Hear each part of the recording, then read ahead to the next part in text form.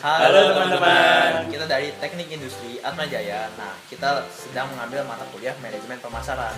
Nah, kita dapat tugas nih untuk mengamati pasar yang ada. Nah, itu tentang segmentation, targeting, dan positioning. Nah, kita ambil subjek penelitian kita itu di food court Mall Kelapa Gading. Nah, untuk lebih jelasnya apa sih STP itu? Info apa sih segmentation itu? Jadi, segmentasi itu adalah suatu proses di mana kita membagi suatu pasar ke dalam suatu kelompok-kelompok tertentu, di mana kelompok-kelompok tersebut memiliki karakteristiknya masing-masing. Kemudian, setelah tahap segmenting, kita akan masuk ke tahap targeting. Jadi, menurut Andrew, apa sih tahap targeting? Oke, jadi kalau targeting itu menurut saya sih merupakan evaluasi dari segmen-segmen yang udah dibuat. Nah, pada targeting ini kita nentuin mau masuk segmen yang mana nih. Sekaligus juga kita fokus mau pakai strategi apa dalam jadi target kita di segmen tersebut. Itu sih kalau targeting menurut saya. Kalau menurut Reza, apa ya kira-kira positioning? Nah, jadi kalau positioning itu merupakan strategi untuk menguasai benak pelanggan melalui produk yang ditawarkan.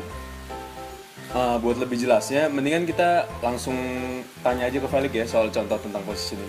Nah, contoh dari produk positioning yang biasa terbenak di pikiran orang yang khususnya di orang Indonesia ya. Nah, itu pasti air mineral itu orang pasti langsung mengenal namanya Aqua.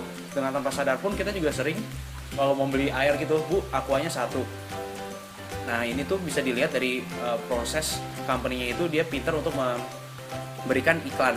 Sehingga orang tuh langsung memikirkan produk Aqua itu sebagai produk nama lain dari air mineral itu sendiri. Nah, balik ke contoh food court yang tadi. Nah, food court pertama ini menampilkan target pasar menengah ke bawah, dan makanan yang disajikan pun makanan asli Indonesia. Nah, dapat kita lihat, harga yang ditawarkan pun cukup rendah, dan dengan harga yang rendah pun masyarakat dapat menjangkau makanan-makanan tersebut.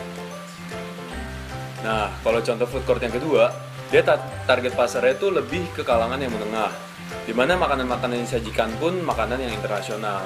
Nah, makanya harganya juga lebih mahal daripada yang sebelumnya. Iya. Dan itu jelas sih untuk kalangan yang menengah sih dibandingkan sebelumnya. Nah, untuk food court yang ketiga ini beda lagi. Target mereka dikhususkan untuk kalangan menengah ke atas. Kenapa bisa dibilang kalangan menengah ke atas? Dari dekorasinya aja kita sudah bisa lihat kalau dekorasinya itu berbeda dengan food court yang sebelumnya, food court 1 dan food court kedua. Selain itu, dari harga-harganya juga mereka tuh harganya lebih mahal dibandingkan food court yang lainnya. Dan kombinasi makanannya pun macam-macamnya juga bervariasi. Ada dari makanan dari food court pertama sampai food court kedua. Ada yang dari Asia pun, ada yang di luar dari Asia.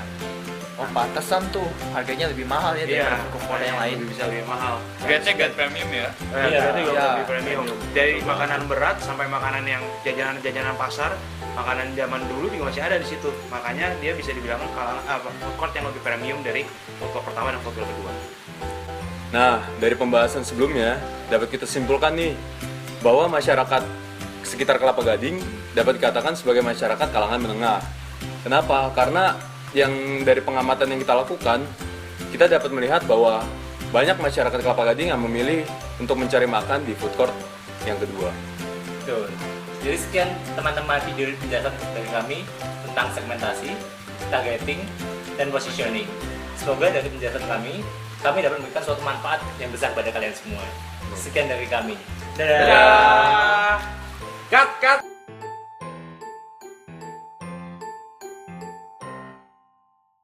Masyarakat Kelapa Gading banyak yang mengunjungi food court Arena 2. Arena.